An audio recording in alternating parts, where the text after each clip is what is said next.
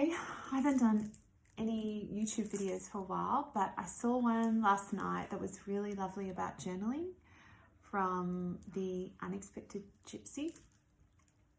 And I thought I would share a journal that I an altered book actually, which I started probably about maybe 4 or 5 years ago.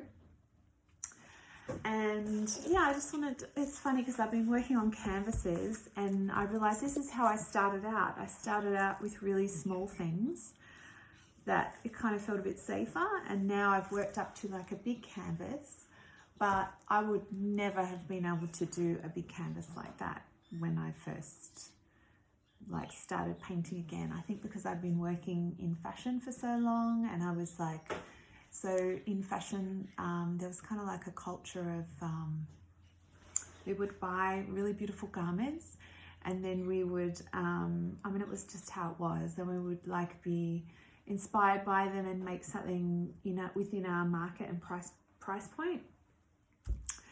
So I was just used to people telling me what to do. I was used to people saying, okay, take this style, change it a bit, do this, do that.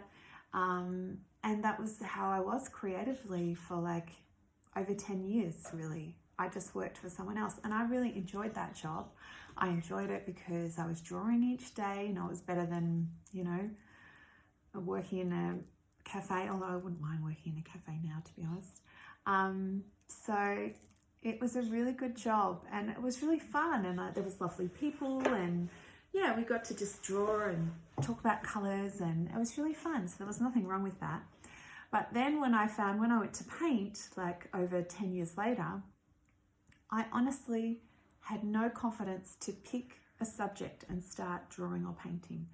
I just didn't know, because no one was telling me what to do, I had no idea what to do. I was almost like, are these materials worth my ideas? Are they worth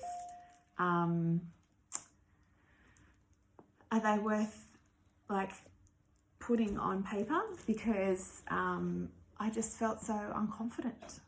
So what I found was I just kept getting this guidance to start drawing again and painting. So this was after I had the experience of spiritual awakening, I kind of flick back and forth to how I describe it. But today it feels like spiritual awakening. Sometimes it doesn't feel like that on other days, but today it feels like that. So, I got a little notebook. I think I even started on lined paper with a biro, scribbling kind of, it wasn't even art materials. I didn't really have any. My kids had some, cheap ones, but I personally didn't have any. And then I think I bought a sketch book, this type of thing, this type of one, but a smaller one. Actually, this might have been one of the first ones I did. And I started off quite tight, and that's another one that I did, the lotus flower. This isn't the sketchbook I want to show you, but I'm just talking about how I started. And I just started with coloured pencils, sketching. It was very textile-y. So it kind of reminded me of my old career. And then I would just find things that I liked in other books. A lot of the time it was my children's books that I used to read to them about, and I would copy it. This is a still life that I set up on the table, and I drew that. What else? That was a pastel. I think that was when I moved on a bit. And yeah, it was really just coloured pencil. Nothing exciting, just practicing, drawing shapes, putting things on top of each other, blah, blah, blah. Yeah, a bit of multimedia. So that was my first efforts. Then I discovered altered books. So this was the first one that I ever started. So Alice in Wonderland. So this one was this was really special to me, this theme, Alice in Wonderland. I started it when I was at university. I did a range of drawings and I did textile designs. I think it was for a child's bedroom. And I remember that was the first time, and I remember the first time was with a flower drawing, but it was a really significant, I remember this evening I was drawing these Alice in Wonderland drawings, and I went into a really light trance, like I'd never done that before. And I remember just thinking, oh, this feels so different to how I normally create artwork. And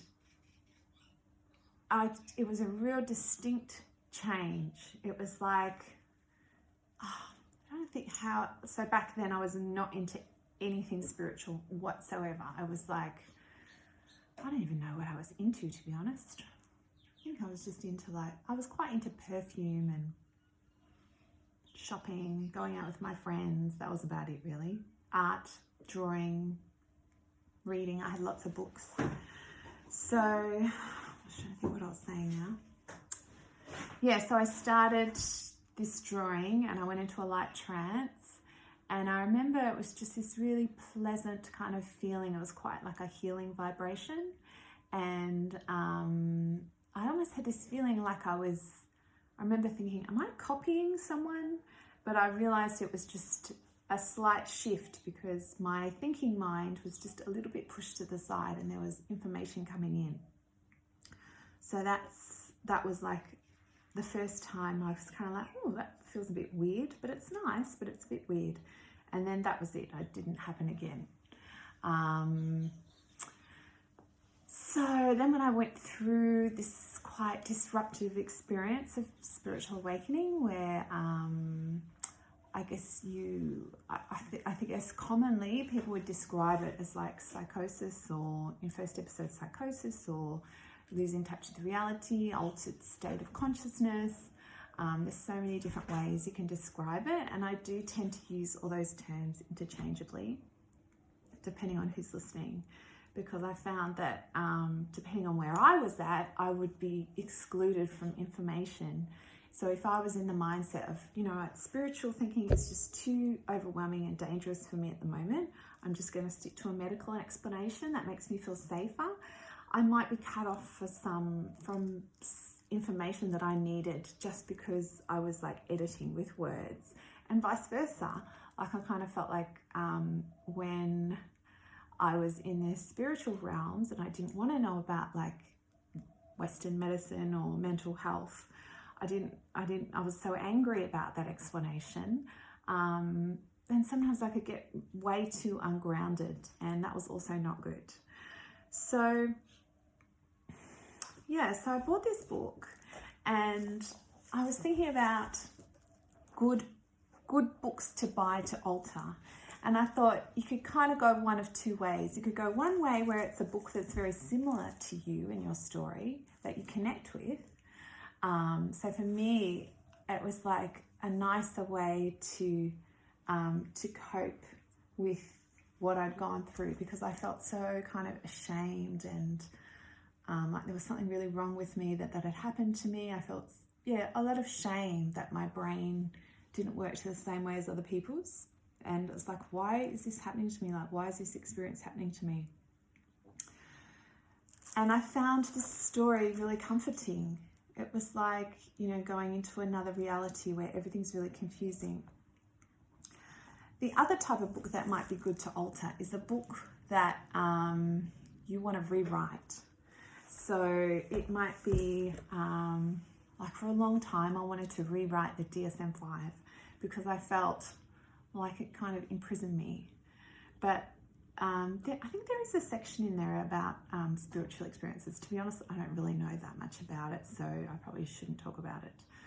But you could have a book that is about something that you feel like isn't you anymore, that you want to write over the top of. You might have a book that is like the extreme opposite to what your values and views are, that you want to write over the top of. You might find a book that is something you've inherited from your family, that is like traditions that you don't want to use anymore, that you want to create your own traditions. So I think you could go one of two ways. You could pick a book to rewrite that's similar and aligned with you, or you could pick a book to write that's like something you want to rewrite. The other thing is, like physically, I really liked this book because it was kind of like old and beautifully vintage. I love vintage things. I love aged things. I kind of feel like I'm extreme. I either like them brand new and really, really like perfect, or I like them a bit kind of battered and worn. And I even am slightly abusive with all my own like books and brushes and things. Like I don't really treat them that well. They get a bit, I'm always carrying books around in my bag for like months and they get really dog-eared and worn down. But I like how that looks. So what I thought I would do is do like, just flip through this altered book that I created and just talk you through all the little things that I've done in it. It's so amazing for me to think of posting this, because I remember when I started this project, I was so embarrassed. Like, to me, this was like, it was just so, I felt so like, why has this happened to me? Like, why have I had this experience? And I hid this book in my, you know, I think I hid it so if anyone came over, they wouldn't see it, because I was so embarrassed about what I'd written in it. I felt like it was, I don't know, I needed to write somewhere. So I picked a book because I wasn't really into like typing. I mostly kept handwritten journals, but yeah, it was, and now I think, gosh, now I feel comfortable. Just, it seems like, what was I even worried about? Like, why did I think it was that bad? But at the time, I felt really, really bad. Anyway, so I'm going to go through it.